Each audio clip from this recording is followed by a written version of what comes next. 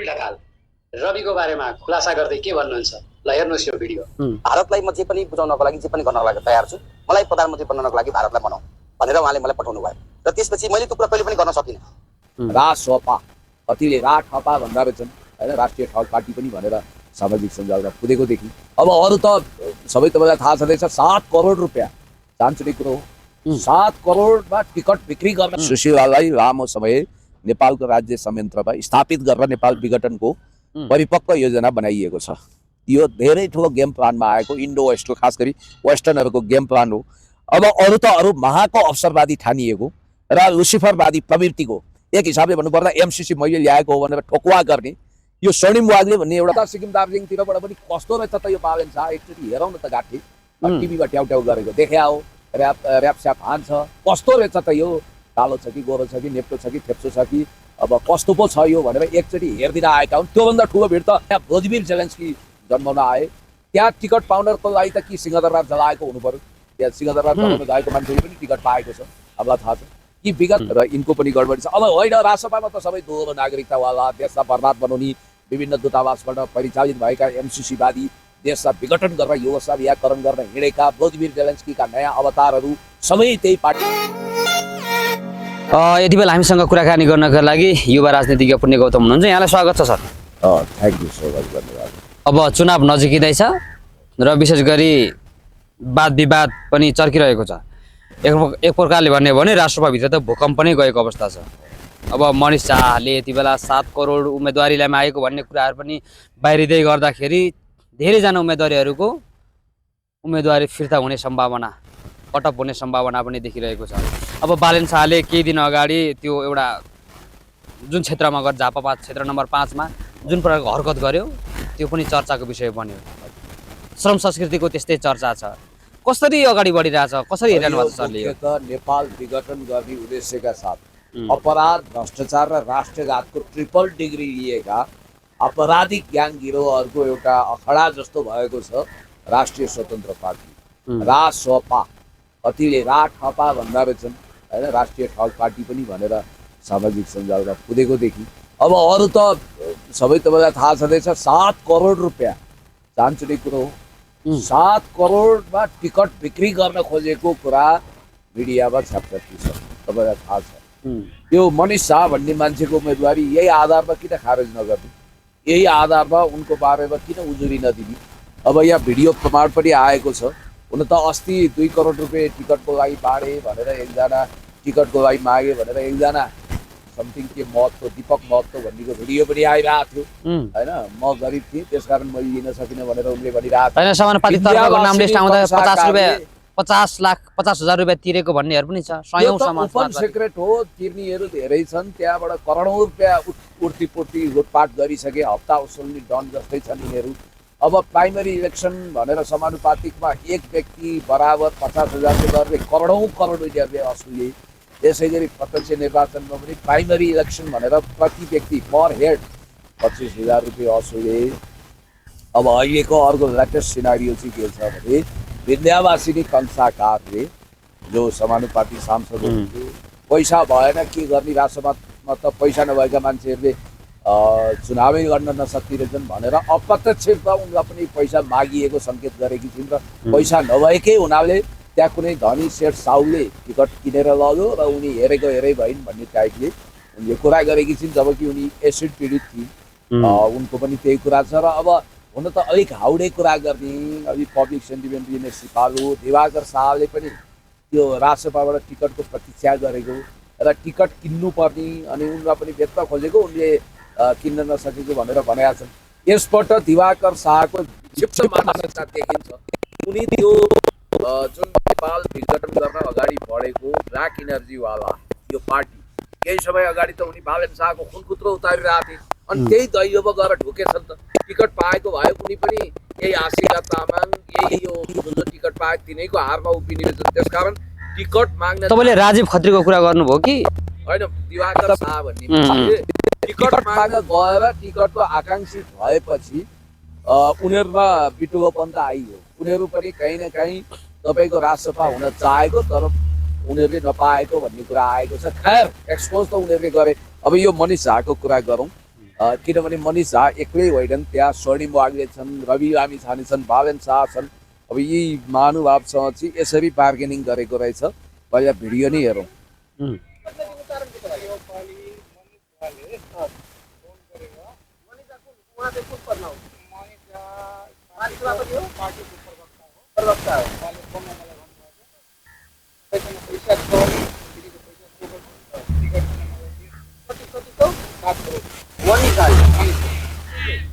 सात करोड।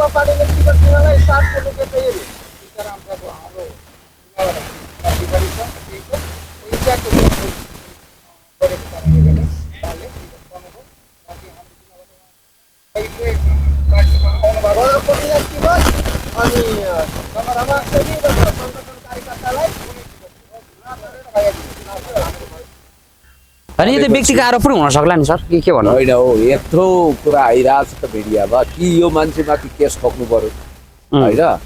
अब औपचारिकताको लागि केसै पनि ठोक्न सक्छ, त्यत्तिकै हावा नछै पात कहाँ हल्लिएको हो। यो कुरो कोही त एक ठाउँबाट मात्रै हो र चारैतिर आएको छ। कोही यहाँ मोबाइल पसल सञ्चालन गर्दै नक्कली कपाल हल्लाउँदै गएर अब टिकट लिएको भन्ने कुरा आएको छ।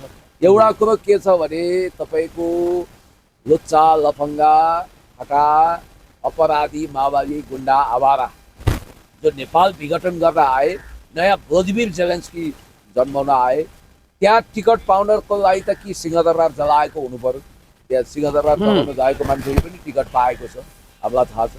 कि विगतमा समाजसेवाको नाममा ठगठाक कम्पनी चलाएको हुनु पर्यो, कि विदेशी पिआर विदेशी नागरिकता लिएको हुनु पर्यो, कि दूतावासको खबरलाल हुनु पर्यो, कि पैसावाल धन्दा सेट हुनु पर्यो। 2 नम्बरी धन्दा गर्न भने पनि पैसा जोरजाम गरेको मान्छे हुनु पर्यो।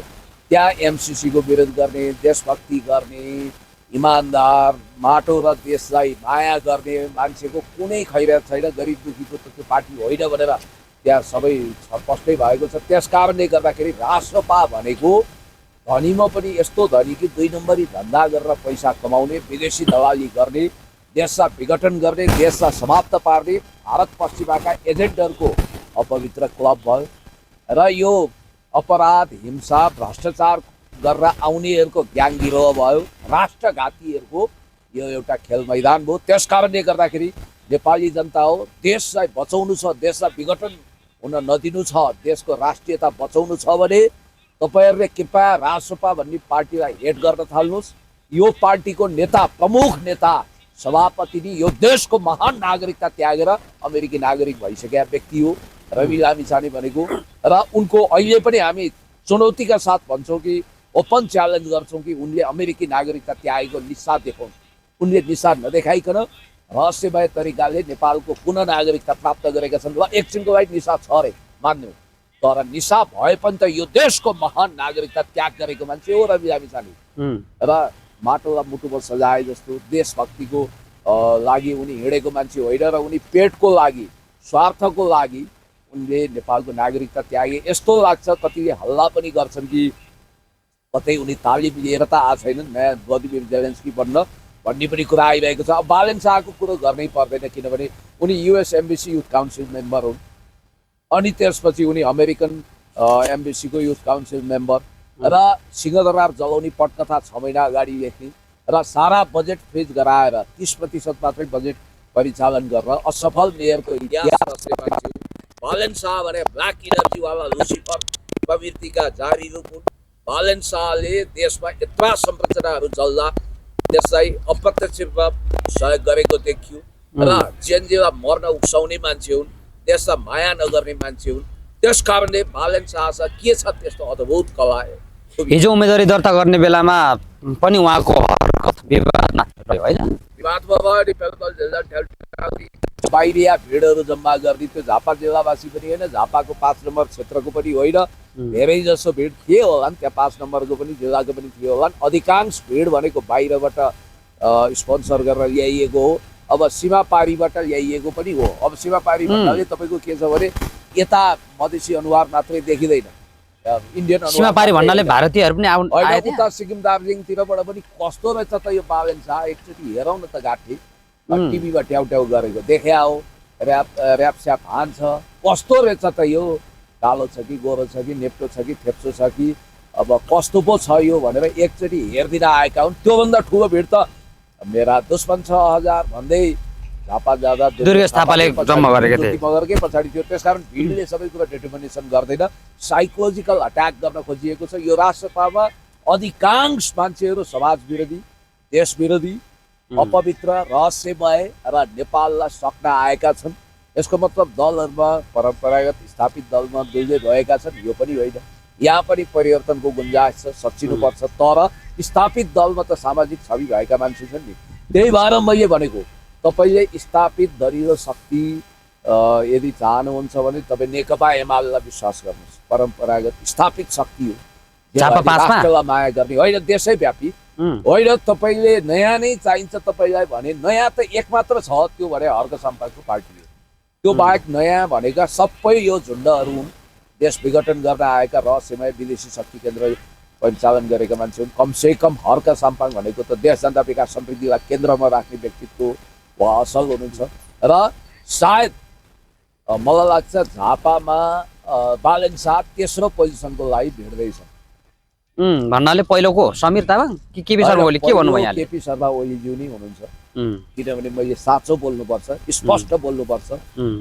केपी शर्मा ओलीज्यू ले राष्ट्रको लागि गरे हैन। जमानत जफत हुन्छ बालन शाहको झापा क्षेत्र नम्बर 5 मा पो भन्छन् त फेरि सर। अब त्यो जनताले चाहँदा हुने कुरा हो होइन। होइन यस्तो, अब जमानतको कुरा चाहिँ जनताले चाहँदा असम्भव केही छैन। जमानत जफत गराइदिन सक्छ। जमानत जफत गराउन योग्य मान्छे पनि हुन्, गराउनै पर्छ, सबक सिकाउनै पर्छ। त्यो चस्मा ढल्काएर न तिनको त्यहाँ ससुराली, न मावली, न गोरु बेचेको साइनो छ, न खाबो गाडेको छ। अनि टुरिस्ट उम्मेदवार हो त्यहाँ काठमाडौँमा उनी महानगरपालिकालाई बिचल्ली बनाएर 5 वर्षसम्मको लागि निर्वाचित भएको मान्छे बिचल्ली बनाएर देशभरि आगो झोस्न उक्साएर, मान्छे मर्न उक्साएर, सिंहदरबार जलाउने स्क्रिप्ट लेखेर अनि देशी विदेशी शक्ति केन्द्रसँग एट्याचमेन्ट गरेर हिजो त काठमाडौँमा मात्रै उनले हजारौँ लाखौँ मान्छे खेदे, गरिब दुखीलाई सैकडौँ घरहरू भत्काए, संरचनाहरू भत्काए। आज यो भत्काउने कुराको अगुवाई गर्ने यो अपवित्र महजोडी जस्तो बालन शाह झापामा लड्ने, जहाँ उनी नितान्त टुरिस्ट भएर गएका छन्, पर्यटक भएर गएका छन्। र यहाँ राजु पाण्डे अर्को टुरिस्ट उम्मेदवार, यहाँ यही जोडी हो, यही भत्काउने, बिगार्ने, खेद्ने, गरिब देख्ने। हैन यो राष्ट्रसभामा सर यति बेला चुनाव नजिकै गर्दा लगभग 35 देखि 40-42 दिनको समय छ।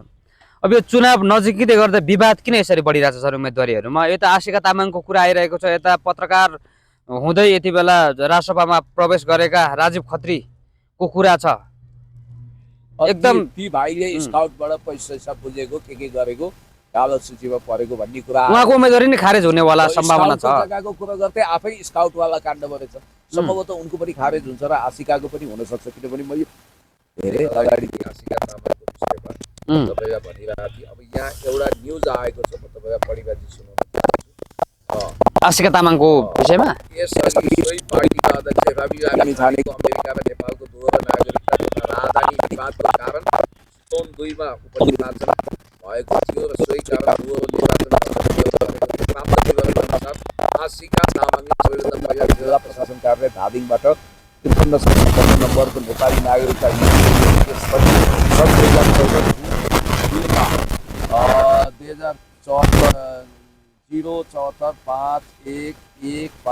नम्बरको नेपाली राजधानी लिएर स्टाफ नर्स अध्ययनको लागि जर्मनी गइन्।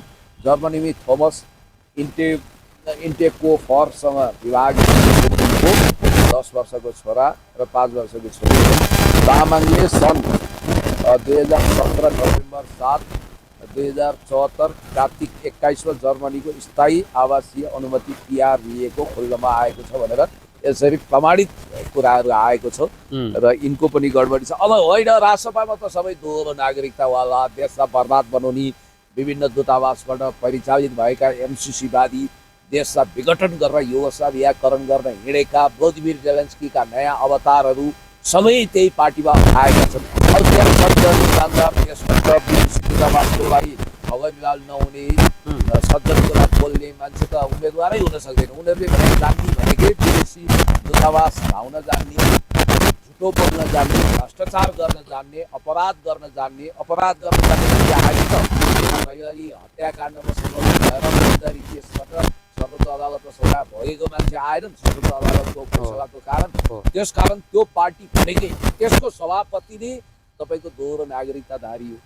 किनभने अहिले पनि रवि लामिछानेलाई हामीले चुनौती दिएका छौँ कि तपाईँले ढाँटेर विवरण ढाँटेर कतै नागरिकता त पुनः प्राप्ति गर्नुभएको छैन। त्यसकारण जेसुकै होस् यो महान देशको नागरिकता च्याचुत पारेर पेसिफिक वा एटलान्टिक ओसनमा समुद्रमा हाल्ने र पेटको लागि देशलाई लात मार्ने स्वार्थी अवसरवादी देशघाती रवि लामिछाने जस्तो मान्छे उनी हाम्रो कानुन फुतलो भएर हो। उनी त राष्ट्रिय राजनीतिमा आउन पाउँदैन थियो तर पाए। होइन अहिले पनि मुद्दा छ र पर्सामा सहकारी प्रकरणमा लिएर 1 करोड धरोटी हिजो मात्रै मागिएको छ।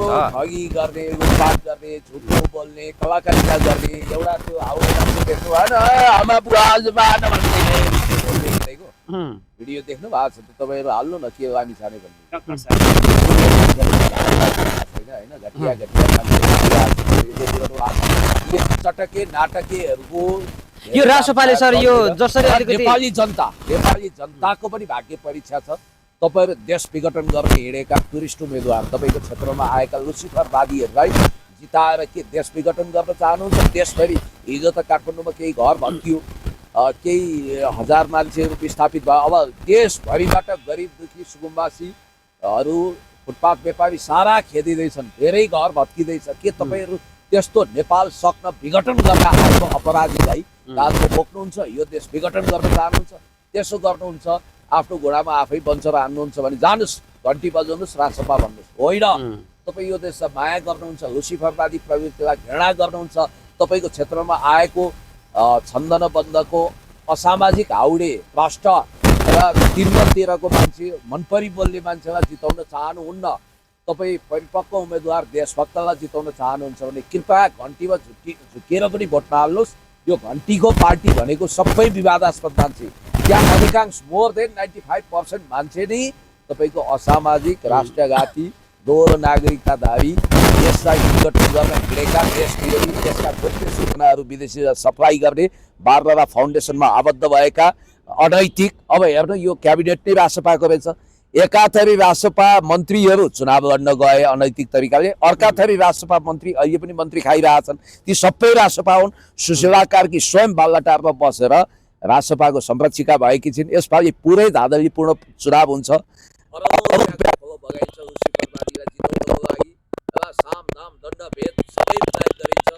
यसमा हेर्नुहोस् अहिले पनि एउटा मौका थियो, सर्वोच्च अदालतले पेशी तोकेर संसद पुनर्स्थापना गर्न सक्थ्यो। तर यो चुनाव भनेकै देश विघटन गर्ने शक्तिलाई जिताउनको लागि, अपराधी ग्याङ गिरोहलाई जिताउनको लागि भइरहेको योजना छ। यो योजना असफल बनाउन सक्ने एकमात्र तत्त्व जनता हुन्, महान नेपाली जनता हुन्। अझै पनि म नेपाली जनतामा भरोसा गर्छु। ठिक छ, तपाईँको घन्टी बजाउँदै तपाईँको घर छेउमा आएका आउनेहरूलाई ए हुन्छ भइहाल्छ भन्नुहोस्, तर मासु चिउरा यिनीहरूले मासु चिउरा भन्दा पनि पैसामा त्यसकारण खबरदार यो राष्ट्रमा भन्दै घन्टी बजाउँदै आउने दलले फ्रिडम पार्टी अर्थात् अमेरिकी स्वतन्त्र पार्टीको कपी आने हो यो। यसको घन्टी र यो नेपाल पार्टीलाई कृपया तपाईँहरू कति पनि विश्वास गर्नु। अब हिजो मात्रै सर दुर्गा प्रसाईले जो दुर्गा प्रसाईले एउटा अभिव्यक्ति दिनुभयो, के भन्नुभएको छ भने यो चाहिँ राष्ट्रपाकै सरकार रहेछ। तपाईँले अघि भनिहाल्नुभयो। यति बेला अब जो जतिजना निवर्तमान सरकारमा हुनु, वर्तमान के भन्छ अहिले यो अन्तरिम सरकारमा हुनुहुन्छ, उहाँहरूले राजीनामा दिँदै 2 महिना पनि टिक्नु नसकेको अवस्था भनौँ, राजीनामा दिँदै उहाँहरू यति बेला राष्ट्रसभा प्रवेश गर्दै चुनाव लड्दै हुनुहुन्छ। हेर्नुहोस् त यो राष्ट्रसभाको सरकार जस्तो देखियो र उहाँले के पनि भन्नुभएको छ भने सुशीला कार्कीलाई राष्ट्रपति बनाउने, अनि बालन शाहलाई प्रधानमन्त्री बनाउने, अनि गृहमन्त्रीमा रवि लामिछाने जाने र अर्थ मन्त्रालयतिर स्वर्णिम बग्लेहरू जाने यो एउटा ठुलो डिजाइन भइरहेको छ भनेर त्यहाँ उहाँले भन्नुभयो। यसमा तपाईँले कतिको तर्क देख्नुहुन्छ? उहाँभन्दा अगाडि नै यो कुरा मैले भने सुशीलालाई लामो समय नेपालको राज्य संयन्त्रमा स्थापित गरेर नेपाल विघटनको परिपक्व योजना बनाइएको छ। यो धेरै ठुलो गेम प्लानमा आएको इन्डो वेस्टको, खास गरी वेस्टर्नहरूको गेम प्लान हो। अब अरू त अरू महाको अवसरवादी ठानिएको र लुसिफरवादी प्रवृत्तिको एक हिसाबले भन्नुपर्दा एमसिसी मैले ल्याएको हो भनेर ठोकुवा गर्ने यो स्वर्णिम वाग्ले भन्ने एउटा भुइँफुट्टा टपर्टुया होइन यो पार्टीमा छिरेदेखि नै मलाई चिसो पसेको हो। अझ बालेन शाह छिरे, रवि लामिछाने त विवादित छँदै थिए। हाम्रो शालिग्राम पुडा सैनिकको आत्मा पनि रहिरहेको होला यदि त्यो भड्किएको छ भने। तिनले कसरी आत्महत्या गरे, हिजोका केसहरू के छन्, ड्राइभर शम्भुको केस के छ, यी कुरा आफ्नो ठाउँमा छँदैछ हो। त्यस कारणले गर्दाखेरि रवि लामिछानेलाई अब चाहिँ म स्पष्ट रूपमा भन्छु, सम्भवतः यिनीहरूले रवि लामिछानेले बालेन शाहलाई हराउन खोज्दैछन्, बालेन शाहले रवि लामिछानेलाई हराउन खोज्दैछन्। रवि लामिछाने उनीहरू आफै सकिन्छन् होइन, मुद्दाको कारण नै उनको उम्मेदवारी खारेज हुन पनि सक्छ, जे पनि हुन सक्छ। त्यसकारण everything is possible, nothing is impossible. यो रासपा भन्ने राष्ट्रिय स्वतन्त्र पार्टी एक त पार्टी भइसकेपछि स्वतन्त्र हुँदैन। यो आफैमा घन्टे यो जति पनि तपाईको नेपाल विघटन गर्न, नेपाललाई सिद्धाउन, युगोस्लाभिया या युक्रेन बनाउन आएकाहरू यी अपराधिक सोचका मान्छेहरूले भरिभराउ भएको यो पार्टी नयाँको ठाउँमा कलङ्क हो। यो कलङ्कलाई भनेपछि मुकुल ढकालले के आरोपहरू लगाउनु भएको थियो नि रवि लामिछाने राष्ट्रप्रति, त्यो सत्य थियो त? यी सुनौ न। अब यो त मुकुल ढकालले लगाएको आरोप हामीले भन्नै पर्दैन। उनी त त्यो पार्टीमा बसेर छर्रङ्ग हेरेको बुझेको पार्टी बनाउने मान्छे हो मुकुल ढकाल सर, होइन रवि लामिछाने भन्दा अगाडि बसेर त्यही त खराब पार्टी बनाए होइन। ल यहाँ सुनौ त, स्वर्णिम वाग्ले भन्ने यो अवसरवादी भुइँफुट्टा जसको राजनीतिकमा दुईटा योगदान पनि छैन। हामीले त गरिब दुखी रोगी असहायको लागि लाखौँ सहयोग गरेका छौँ होइन, जनताको लागि काम गरेका छौँ, सङ्घर्ष गरेका छौँ। यो हिजोसम्म गगनको भात खौरे भएर हिँडेको हुनु त भोलि गगनसँगै उनी पुग्ने हुन् होइन। अब गगन थापा र एसियाको सबैभन्दा ठुलो अर्थशास्त्री भन्ने के को हुन्छ त्यो फटा कुरो हो, त्यस्तो लिचड कुरो गर्नु हुँदैन। त्यस्ता कति छन् ल यहाँ सुनौ। अवसरवादीहरूको झुन्ड हो रासपा, के विचार छ, के सिद्धान्त छ? अब अवसरवादीहरूको झुन्ड हो भन्छ आफै, अनि आफै अवसरवादी भएर उपसभापति हो। त्यो पार्टी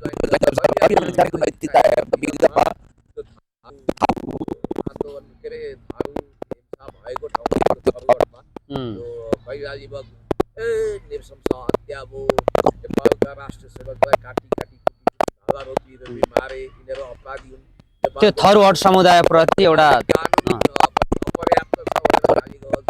विश्वमन भरे बोली फेर्दै उनीहरू त महान क्रान्तिकारी रहेछन्, मैले नचिन्या भन्छन्। यस्ता मान्छेहरू अविश्वसनीय मान्छेको के कुरो गर्ने। अब यहाँ यो उसको कुरो सुनौ त एकचोटि ल हेर्नुहोस् त तपाईँ। भनेपछि यसरी हुन्छ। ल अब मुकुल ढकालकै कुरो सुनौ न। मुकुल ढकाल के भन्दा रहेछन् त यिनीहरूको विषयमा, यहाँ रमाइलो बातचित छ। राष्ट्रपतिमा त्यति धेरै राष्ट्रपाको प्रमाणहरू तपाईँले राख्नु भएको छ सर? ल हेर्नुहोस्, सबै थाहा छ नि हामीलाई। राष्ट्रपाको महामन्त्री मुकुल ढकाल रविको बारेमा खुलासा गर्दै के भन्नुहुन्छ, ल हेर्नुहोस् यो भिडियो। भारतलाई म जे पनि बुझाउनको लागि, जे पनि गर्नको लागि तयार छु, मलाई प्रधानमन्त्री बनाउनको लागि भारतलाई बनाऊ भनेर उहाँले मलाई पठाउनु भयो। र त्यसपछि मैले त्यो कुरा कहिले पनि गर्न सकिनँ, किनभने भारतसँगको सब यो सानसुने कुरा गरिरहनु भएको छैन। यो फेरि यो सार्वजनिक प्रसारणमा गएको विषय हो, यसको जवाबदेही एकदम हुनुपर्छ। मुखर पनि म फेरि म लाइभ डिटेक्सन टेस्ट लिन तयार छु, म झुटो बोलेको टेस्ट लिन तयार छु। त्यो पार्टीको महामन्त्री हुनुहुन्थ्यो, प्रवक्ता हुनुहुन्थ्यो, रविजीको सबभन्दा विश्वास पात्र हुनुहुन्थ्यो। रविजीले के भन्नुभयो भन्दै हुनुहुन्छ भने तपाईँ उप प्रधान र गृहमन्त्री एकपटक भएर दोस्रो पटक भइसके पछाडि भारतसँग म जेसुकै कुरामा सम्झौता गर्न तयार छु। मुकुलजी यस्तो ठिक छ सर, त्यो कान्तिपुरको फ्रन्ट लाइनमा पनि आएको थियो होइन? त्यो उहाँले त्यो मलाई भन्न पठाइसकेपछि मैले तर भारतसँग कहिले पनि त्यस्तो कुरा गरिनँ र निवागले हुनुहुन्थ्यो र त्यतापट्टिबाट आफ्नो एउटा टिम पनि थियो। र त्यो टिमबाट भेटिसकेपछि उहाँ जानुभयो। उहाँ गइसकेपछि तलको जुन त्यो लिस्टबाट तल उठिसकेपछि त्यति बेला सोनी वाग्ले मलाई के भन्नुभयो भन्दाखेरि चाहिँ भारतलाई नेपाल देशलाई चाहिँ भारतको राज्य बनाइदिनको लागि या भुटान स्टेट बनाइदिनको लागि एग्रिमेन्ट गरिदिनु, र त्यो गरिसकेपछि यिनीहरूले मान्छन् भनेर भनिसकेपछि मलाई त्यति बेला झनक्क रिस उठ्यो। ल हेर्नुहोस्, यस्ता राष्ट्रघाती रेन्डुपे स्वर्णिम वाग्ले रवि लामिछाने जस्ता मान्छेले देशको अस्तित्व नै समाप्त पार्न खोजेका हुन् सत्ताको लागि भन्ने बुझिन्छ। यी नयाँ जोगीले बढी खरानी घसेको, नयाँ मुल्लाले प्याज खाएको एक हर्क सम्पाङ्ने पूर्वमा यिनीहरूको लागि काफी हुनुहुन्छ। धेरै ठुलो कुरा गर्नै पर्दैन। त्यसकारण यो जुन ढङ्गको ग्याङ गिरोह चलाउने मान्छेहरू छन् यिनीहरूबाट होसियार हुनुपर्छ। यिनीहरू कुनै राजनीतिक दल होइन, यिनीहरू भेस्टेड इन्ट्रेस्ट सहित नेपाल सक्नको लागि आएका हुन्।